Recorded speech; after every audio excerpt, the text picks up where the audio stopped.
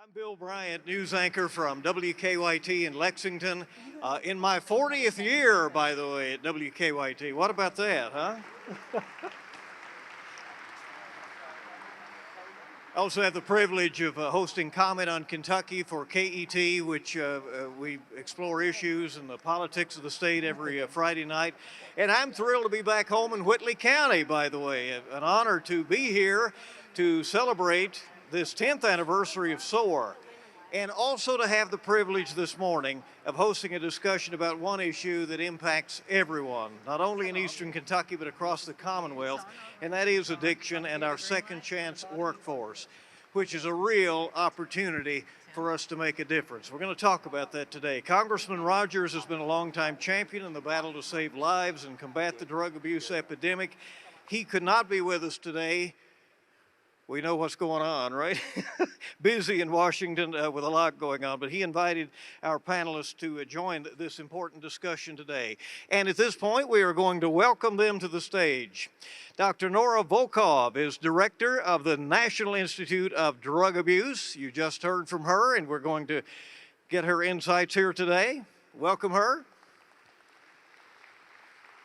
Nice comfy seats up here. We invite everybody out there, by the way, to take a seat, really lean into this conversation. We're going to be hearing a good discussion here this morning. Dr. George Koob is director of the National Institute of Alcohol Abuse and Alcoholism. We're privileged to have him with us this morning.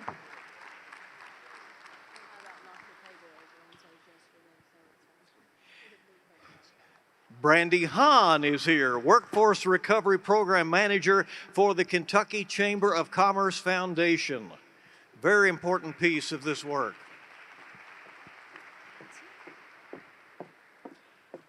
Tim Robinson is the founder and the president of Addiction Recovery Care, with us today with his perspective.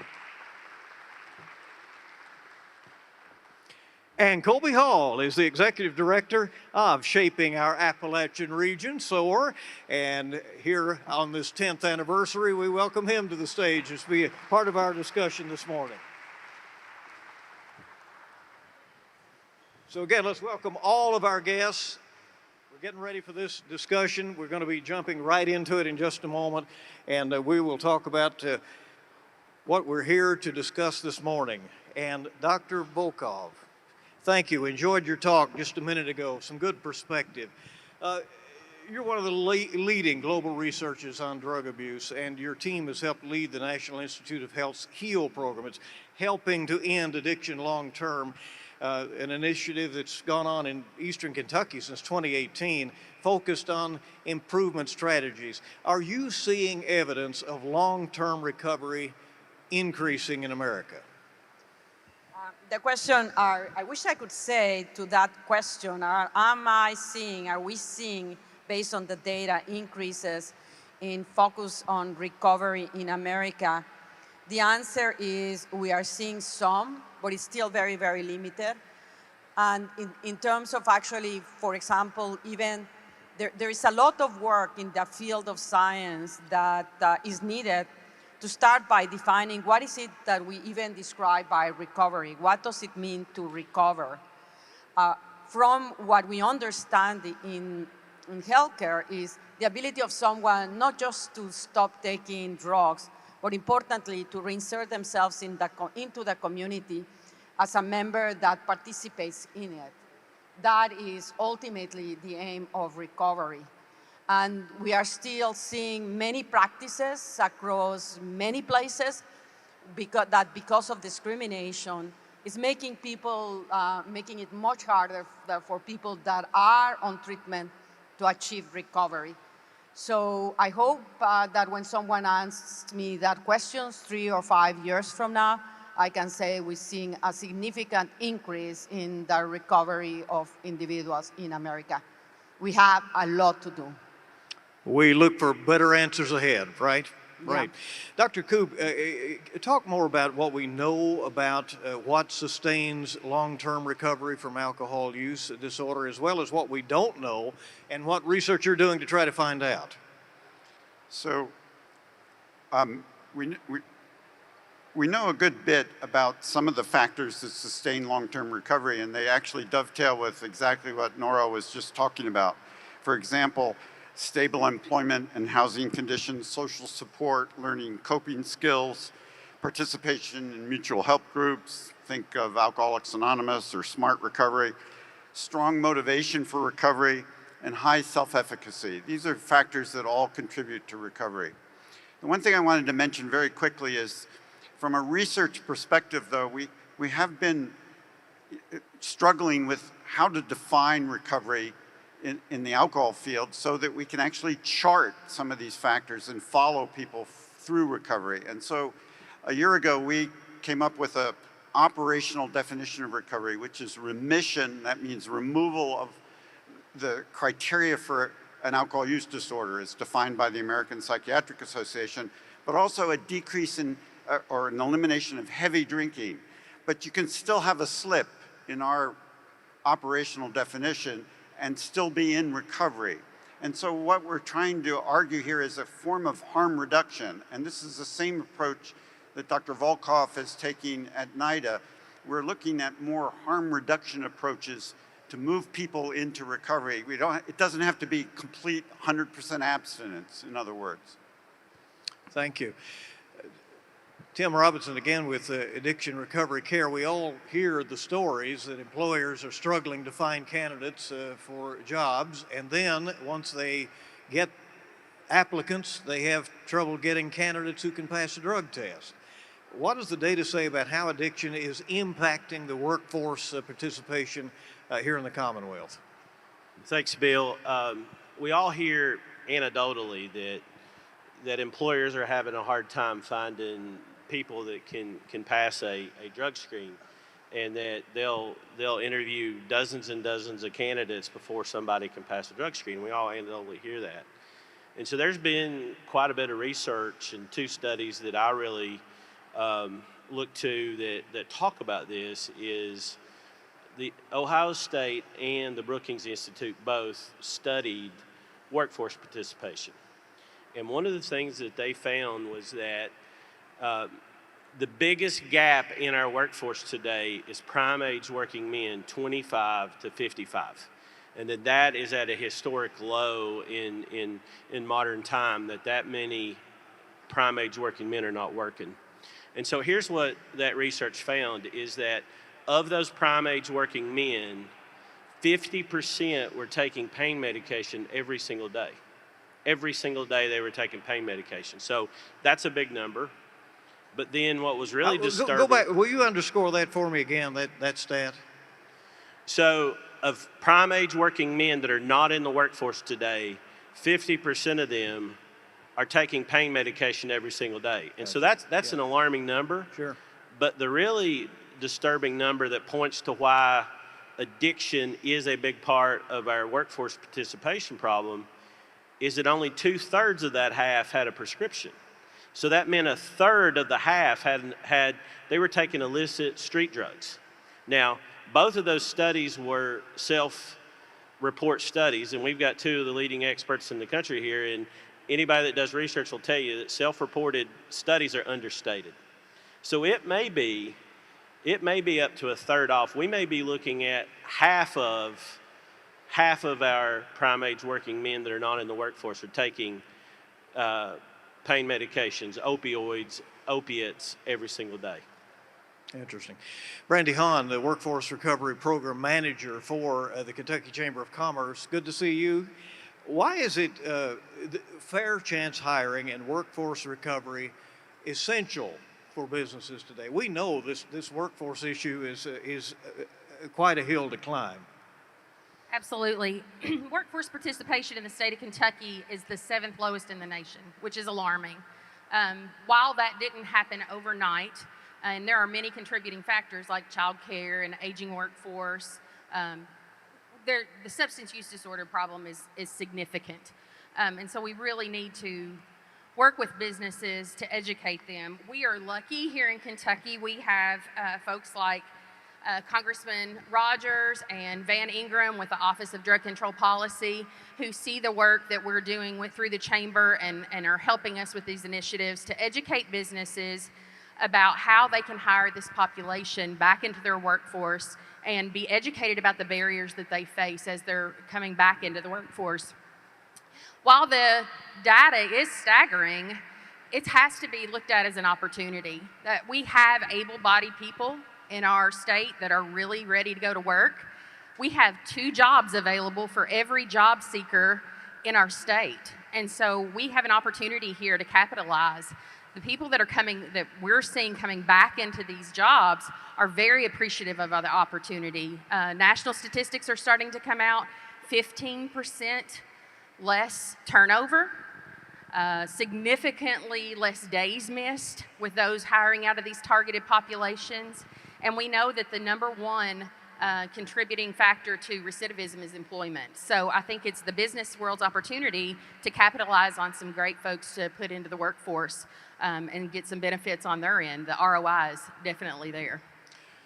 Colby Hall is your executive director of SOAR and celebrating its 10th anniversary, as we've said here, and what an exciting time that is for this regional organization. You know, Colby, you don't have the luxury in Eastern Kentucky and this region of turning a blind eye to this situation. And as you try to look ahead and find a better way, it's right there in our face. And Congressman Rogers often said, this is where you come to lay your problems on the table and try to find a path forward. How is SOAR working to help address prevention and education and workforce reentry? Yeah, well, it's really important in building off of what everybody on the panel has said. I mean, Tim, to your point, this prime age employment gap is a huge issue. You gave some national statistics. We've looked at it, you know, regionally in Eastern Kentucky as well, and we know that gap for people aged 25 to 54 is roughly, it's a 30% gap compared to nationally in Eastern Kentucky, and that equates to, Bill, you know, 35,000 25 to 54-year-olds that are inside our region but are outside the workforce. And so for us, you know, we feel like that has to be the North Star, because we have really growing industries in Eastern Kentucky like healthcare. And I know there's some other factors going, but I'm just speaking at a high level that, you know, there's probably 1,500 to 2,500 jobs in healthcare across the region open today. And we've got 35,000 people that are in this prime age employment gap that probably should be working, but for a multitude of different factors, substance use disorder being one, aren't. So it's just as simply as kind of playing matchmaker. And so I mentioned healthcare, but you know, when Congressman Rogers and Governor Steve Beshear started SOAR, broadband's been a huge focus of ours, and kind of that backside of broadband is digital skills. And you know, we see a huge opportunity with digital and employment being another career pathway opportunity for folks that are exiting recovery or coming out of a correctional institution. And we've been really fortunate to go out and find some funding to do some different types of pilot projects. That way that folks that are in recovery and are coming out and are trying to get started again, this is just another thing that they can do to get back on their feet. And to your point, you know, that's the number one factor for, you know, to reduce recidivism rates, right? And so that we feel like that has to be the focus. Well, everybody has to enter into this eyes wide open, right? You have to realize the benefits and also the challenges involved. Dr. Volkow, what would you say to employers who are considering taking a chance on hiring more people who are in recovery based on the evidence that you see? Yeah, no, and again, I'm going to repeat the question. I mean, what do we consider overall in terms of what we know, what the data shows us on the opportunity of giving someone that is in treatment with the aim to achieving recovery, of giving them an opportunity at that job? I say it's a crucial step to help that person achieve recovery. And if someone comes to you asking for a job who is in treatment for a substance use disorder and you reject them, that's going to actually increase the likelihood that that person relapses into drug taking. The notion of not being wanted, rejected, is one of the most stressful situations that a person can be in. And as I was discussing in terms of what is it that we have as the most powerful factor to provide resilience, is the meaningful social relationships. And job opportunity is one of them. So to the extent that actually we are able to overcome the stigma that we have for people that have taken drugs in the past and who are in treatment, getting rid of that stigma and providing an opportunity, I think is a crucial responsibility, I would even call it, that we have as a society towards each other. Tim, how much of a challenge is it to convince employers to take a chance on an employee in recovery? It depends, and there are people that continue to, sorry, I didn't realize. Yeah, no, I mean, unfortunately, there is still very significant stigma and discrimination against people that are taking drugs with the belief that this is a voluntary action, with lack of an understanding that this is a disease, and lack of an understanding actually that treatment is possible.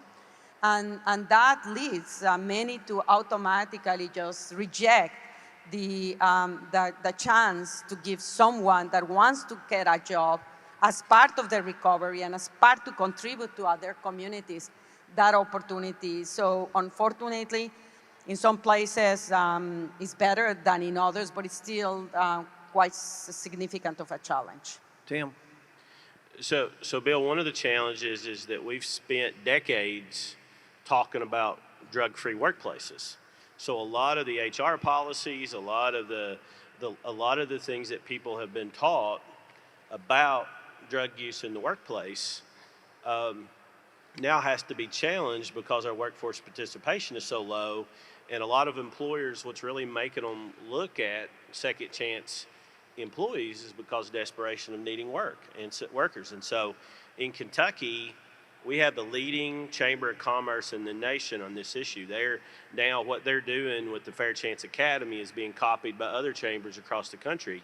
And I think they've been the tip of the spear of getting out there to the business community and saying that these are incredible workers for you. This is one of the ways that you can be innovative in solving your labor shortage. And so we're seeing that happen. They've trained hundreds and hundreds of employers, and many times it's just the education. And so we talked about Toyota Tomy on the video, on the intro video.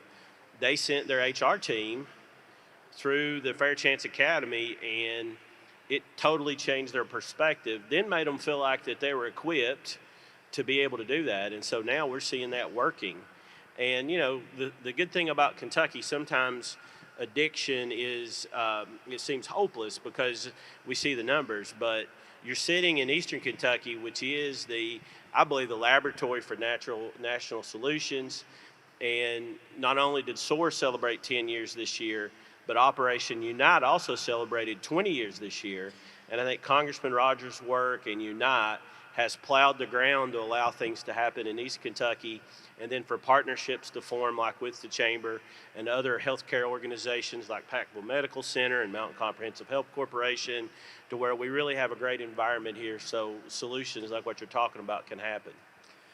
Brandy, how open are the ears when you go to discuss this opportunity that a business may have? They obviously are concerned about liabilities and their image and the reliability of the employees. But can you give some examples of how this has been successful? Absolutely. I want to thank Tim for his plug there. We appreciate his work. He's now on our board, which we certainly appreciate the perspective of the recovery side and the business side that he brings to the table, and so we definitely appreciate that. As he mentioned, Fair Chance Academy is a 3-day initiative that we have hosted at the Chamber recently. We've had 4 cohorts go through. We try to keep those small and intimate because we want that one-on-one discussion with those employers, and we want to make those relationships and let them have a safe space to ask questions and not pass judgment. And so with our academy, we do a reentry simulation, and we have been fortunate with the last couple of cohorts to bring in people that are being housed at Blackburn Correctional Facility in Lexington to do that reentry simulation, and it has really opened the eyes of the employers that it humanizes the situation. They see the humans that are there. They are ready to hire those individuals.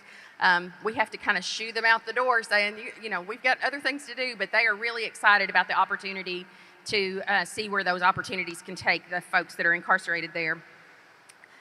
So We also work with Department of Corrections, Goodwill, various agencies, EKSEP, to come in and let them know what resources are available to these employers.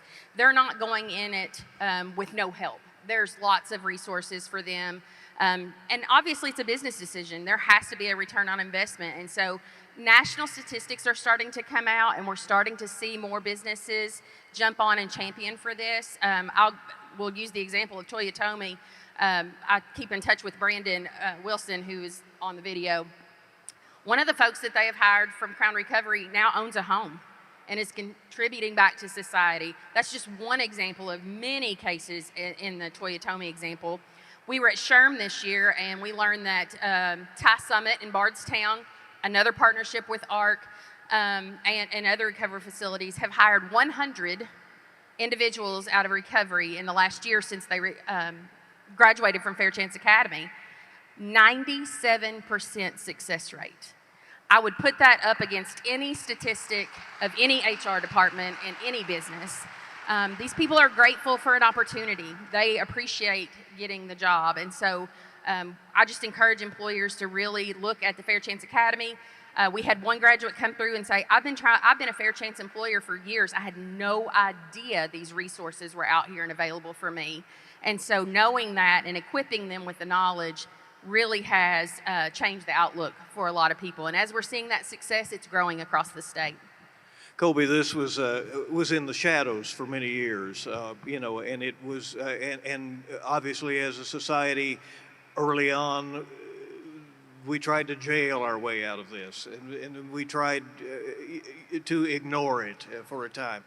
To what extent in Eastern Kentucky now is there a laser focus on this, teamwork to make sure there is success, and do you feel that people are rowing in the same direction? I do. I mean, you see some of the partners here on stage between ARC and the Chamber, and they've mentioned numerous of their partners in this ecosystem. Bill, I think the part to remember here is, these are sons, these are daughters, these are mothers, these are fathers, these are real people. So this isn't a zero-sum game that, competition, it can't be about, because we're talking about people that we're helping. And ultimately, as Tim said, I think Eastern Kentucky has been as progressive and as forward-thinking on this. I mean, out of crisis comes great opportunities, and I definitely think we've taken advantage of that. But because of these are people that we know and that we love and that everybody's been impacted on in some way, I think that's kind of what's kept everybody's eye on the ball in terms of everybody has a role to play here between government, between education, between industry, right, between nonprofits.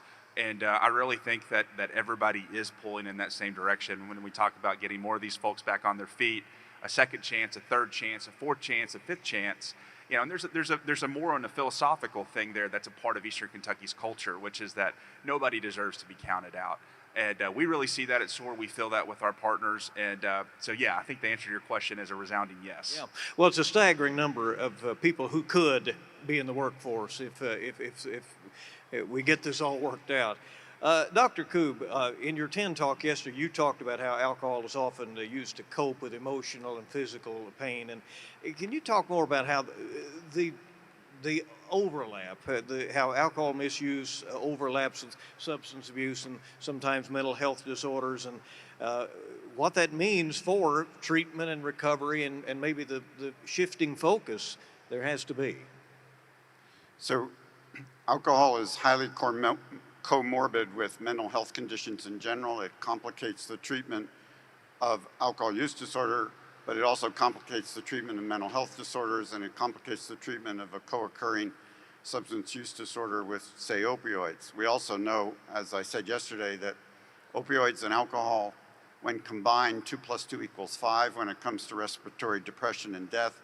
So alcohol is contributing insidiously to quite a few overdose deaths as well, and often unnoticed. And in addition, treating both disorders, for example, alcohol use disorder and post-traumatic stress disorder, can benefit in both sides and for both disorders.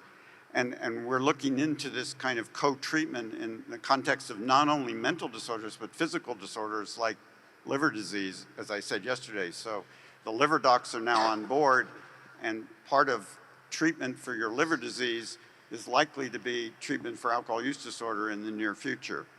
And then, sleep is another common element to all of these comorbidities, and alcohol disrupts sleep. People take it, drink to fall asleep. It helps you a little bit fall asleep, but later on in the middle of the night, you wake up, you have to go to the bathroom, number one, and suddenly your brain is hot wired, and then you don't sleep right. That can drive problems with mental health, comorbidities, but it can also drive you back to drinking more. So you get in this vicious cycle of drinking to fix the sleep problem that the sleep problem is causing. Dr. Volkow, this is your second visit to Eastern Kentucky at the invitation of Congressman Rogers. The two of you have worked together on this problem for many years. This region was recently known as the nation's painkiller capital. I like Tim's characterization a little bit ago that it's now more a national laboratory of success. But the Congressman invited you to come here out of a concern of saving lives, literally. What do you think is the most important thing we can do to keep driving down the overdose deaths, which we are seeing some success in Kentucky? We saw some disturbing numbers nationally in your review a little bit earlier, but we are seeing something to celebrate in Kentucky, and those numbers coming down a bit. Yeah, and I heard the governor say, and Kentucky is one of the states where you are not seeing the continued rise in overdoses. It seems to have plateaued or slightly go down, but that's not the case in other areas of the country. And nonetheless, I think that we have to also view the whole Appalachian area of one with, in terms of absolute numbers, some of the highest rates of mortality, and many of them were driven in part by the higher prevalence of pain that led many people in these regions, in these 4 states, to go actually and start taking opioids, becoming dependent. Some of those opioids were actually given to people that were seeking them, diverted, and that has generated and opened up the door for more insidious and dangerous substances that have followed. So what has Kentucky done right? I think that Kentucky has taken the lead in terms of recognizing that the healthcare system needs to be actually providing for screening and treatment and providing the resources and access to treatment. I think that they have been, again, one of the leaders in the country. They have also been very cognizant that in order to tailor interventions as a function of the magnitude of the problem, you require data. So Kentucky very rapidly organized its systems to be able to understand what is the magnitude of the problem, what are the resources that are available, and who is getting it. So they coordinated an effort in a way that I think is one of the most organized that I have seen into the country. But what is it that we can do? Because it's actually, the numbers are still very, very high to address the overdose crisis. And I think that the number one issue is each one of us has to recognize that there is something, every one of us, that we can do towards addressing it. So not pointing the finger, this organization is the one that's going to solve it, because it's not one organization or one person. It's the ability to come together towards the common goal.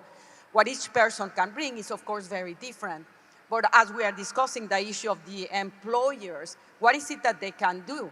They can extend the opportunity to providing a job opportunity, number one. Number two, providing access to insurance that will give the treatment, quality evidence treatment to its employees as it relates to substance use disorder. So these are fundamental things. And I think overall, for all of us, wherever we are, to recognize that a person that has addiction has not chosen that condition, that it is devastating, and that their self-esteem is markedly affected and afflicted by that condition, and that they are in some of the hardest situations. And in fact, one of the things that people don't necessarily know is that the suicide rates among people that are addicted are very high. Why? Because they are desperate and they just cannot escape that drug. And it's not just the drug, it's the structure that rejects them. So I think that if we think about it and say, how can we be more welcoming, more understanding, and providing the support, we can address the crisis. There's no reason why we cannot, but we need to do it together. Right, and it is work. And that is the point. And Tim, let's talk about that work. ARC has focused on a crisis to career model, offering those in addiction not just treatment and recovery supports, but also vocational rehabilitation and short-term educational programs. What are the ingredients to helping someone go from addiction and a mental health crisis to active employment and starting a career? So the first thing we need is treatment. And people ask me, what treatment are you for? I'm for it all. I'm for harm reduction. I'm for Narcan. I'm for all forms of medically assisted treatment. I'm for buprenorphine. I'm for medically assisted treatment. And I'm also a strong proponent for residential treatment that also has the ability to do longer term sober supports. Because one of the realities in rural areas is we don't have sober supports. So one of the things that we've been able to do at ARC is to build those in communities. So at first you need treatment, and we need access to treatment. Kentucky's leading the way in the last 4 years. As the governor mentioned this morning, we've increased our residential treatment beds by 50%, many of those here in Eastern Kentucky. Matter of fact, Eastern Kentucky's probably got more treatment beds per capita than about any region in the nation, because Congressman Rogers and Unite plowed the ground here and created an environment for these treatment centers like ARC to grow.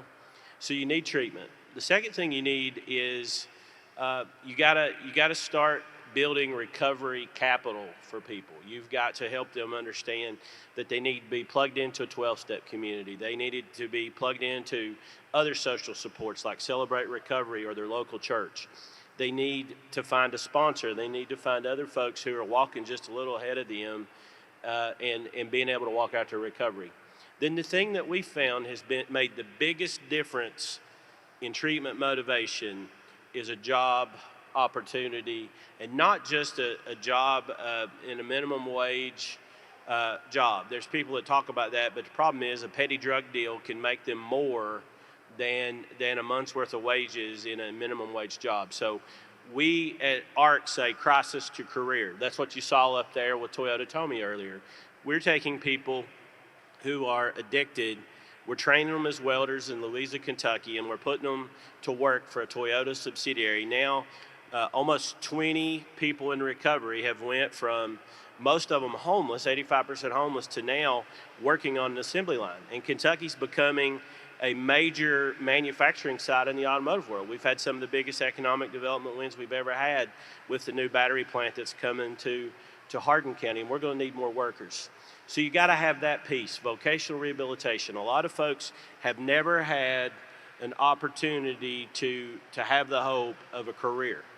And so that's why we've added auto mechanics training. We've got a welding program. We have a peer support academy. We're training culinary art folks. We just launched a CNA program to help with the state's healthcare worker shortage. And so vocational rehabilitation is important because when that article that you mentioned, Bill, came out, Eastern Kentucky being the pain pill capital of the world, that was 20 years ago when Billy Stepp put that in the Herald Leader. So now we have 4 generations of folks that are addicted.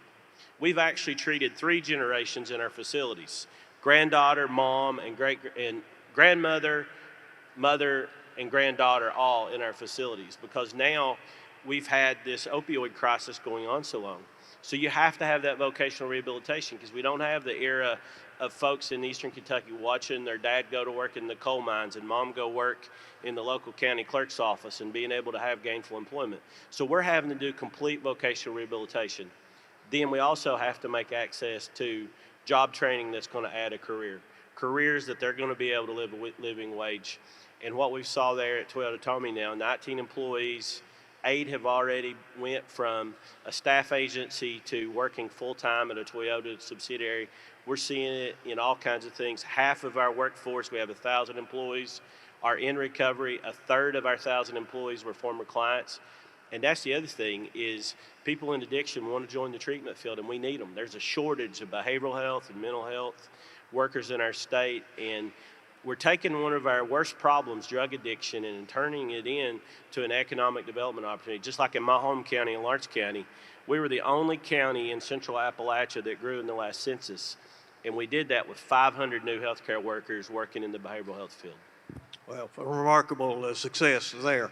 Brandy, what obstacles and difficulties remain out there as folks maybe have taken part, they have completed their treatment, they have taken part in a program, they're ready to go.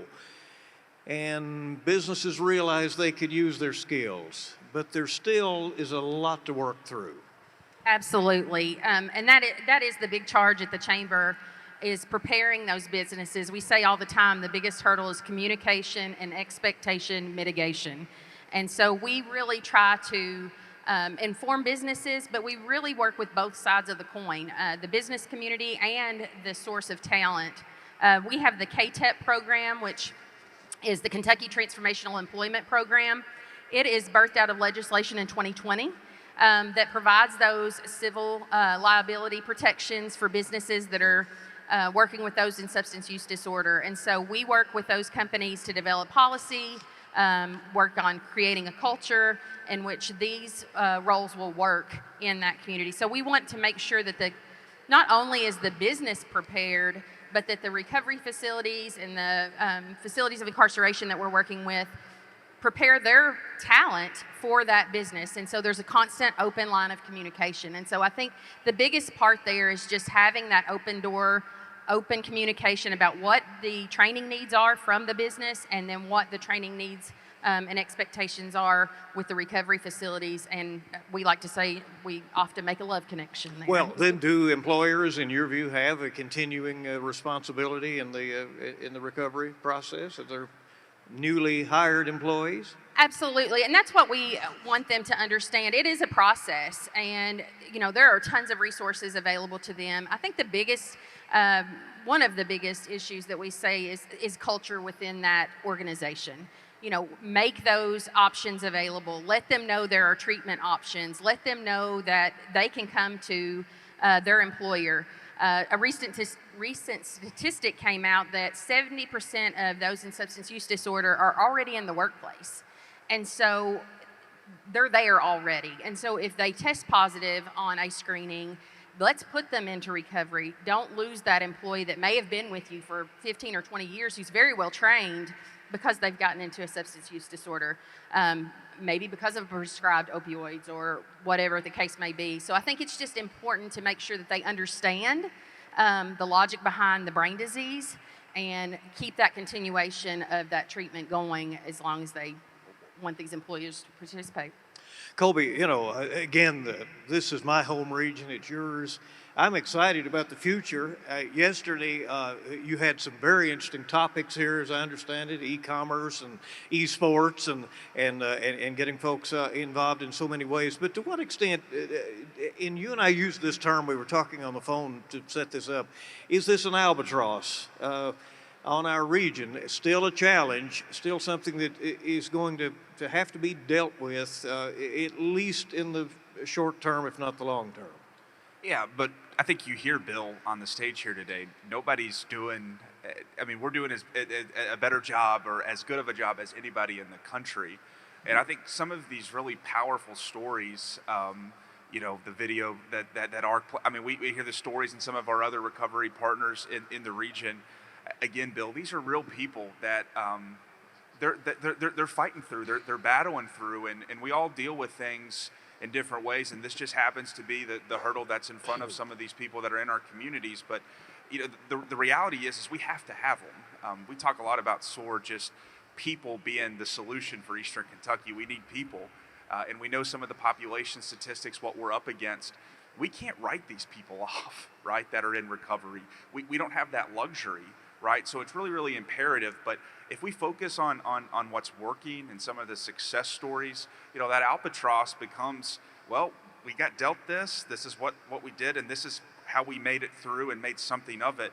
And I think that's why you're seeing Eastern Kentucky be a national model for a lot of places. Very good.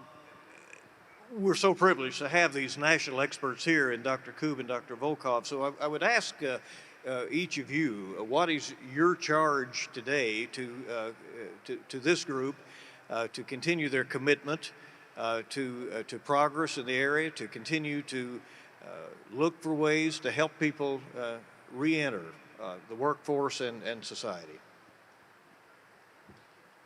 So I would say I'm very, very impressed with this meeting and your organization and the community esprit de corps that you have here in Eastern Kentucky. I think one of the critical things, Nora mentioned this, I would mention it too, one of the most powerful rewards in our lives are other people. And interacting with other people is one of the ways that you can really focus on helping people with addictions, and in my field, alcohol use disorder in particular. The other thing I would like to mention is there are a lot of resources at both of our institutes that can help you. I'll speak to my own institute, but all you have to do is type in NIAAA and you'll find a wealth of information. Same goes for NIDA, NIDA. In our institution, we have Rethinking Drinking, which is a way to reevaluate your relationship with alcohol. We have the NIAAA Treatment Navigator, which will take you to what is an alcohol use disorder and what are the treatments, and actually help you locate a treatment facility in your area. We have telehealth options there for particularly rural communities. So all of these things are available, and I really hope that you'll take advantage to what we're doing and then give us feedback, because we need to know what we can do better. And I'll stop there. Very good. Next steps, Dr. Volkow. And I agree with George. We always agree. So, but I was thinking about it, and I think that there are two things that I would like to leave as a message. Number one, that one that I just said, that all of us have a responsibility in terms of doing something that can address the overdose crisis. From the business perspective and the employee, it's basically a win-win, because if you don't do it, if you don't get rid of that stigma and discrimination and give an opportunity to people, we already know there are not sufficient people that can be brought into the workplace. And the data also shows them if you give them an opportunity and they are in treatment, they can outperform people that may not have a substance use disorder. So actually, that's why I call it a win-win. But I also think that there's a second message that I want to put forward, and I was actually, because I always like to look into how do we look at things in a different way. And I think that some of the solutions that are going to be bringing treatment and prevention in ways that are going to be much more accessible require innovation, and that's where businesses can play a role, and where we also, as institutes, can help. We're very much interested on supporting small businesses or even big businesses in translating products that, for example, will enable a person to sustain recovery, or will enable a structure that will allow for treatments through telehealth, or that will allow collection of data to determine where someone is at risk so that we can intervene. I mean, innovation is what has made us who we are as a species. And we've seen this innovation being accelerated magnificently by the access of large databases, large computing capacities that bring us all together, brings our input. So it's one that we can make a difference, each one of us. And the second one, from the business perspective, there's a lot of opportunity for innovation that then can result into a business that then can be used in order to improve the outcomes of people that are suffering from a substance use disorder. All right, Tim, I'll give you a chance to wrap us up here. You're a pioneer in this area and brought great success in this area in the state. Where do we go from here? So one of the things I mentioned earlier is that sometimes this seems hopeless, but it's not. You're sitting in the 5th Congressional District, which pre-pandemic, when the University of Chicago NORC Center studied the reduction of fatal overdoses, they found that 14 of the top 20 counties in the nation were in the 5th Congressional District that cut overdoses. And one of the reasons that's happening, of course, I've mentioned, is we've had the Paul Revere of the national opioid crisis, Hal Rogers here leading the way. We've had Operation Unite that formed the RX Summit that convenes people from all over the world. But the other thing we've had is a unified government. For the last several years, we've had a governor that's been pro-recovery. We've had a legislature that's pro-recovery. Our Senate president was here earlier. He led the way with Senate Bill 90 that was modeled after what happened in Letcher County that SOAR initiated, Hill Letcher County, that brought together the ARH health system, that brought together ARC, that brought District Judge Kevin Mullins, that's probably court-ordered more people to treatment than any other judge in the nation, that also brought together Mountain Comprehensive Health Corporation, the health department. And so that collaboration of bringing everybody together, and that's what it's going to take. Nobody does this work alone.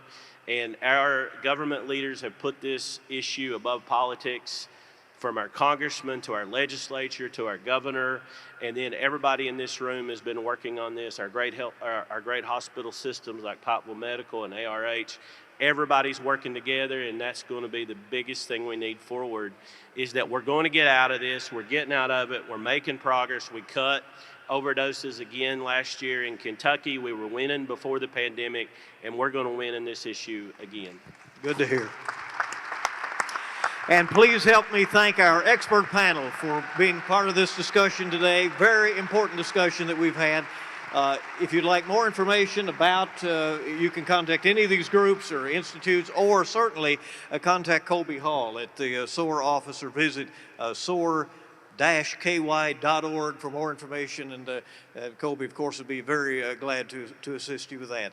Thank you again for being so attentive in this very important topic today, and for listening so attentively. Thank you.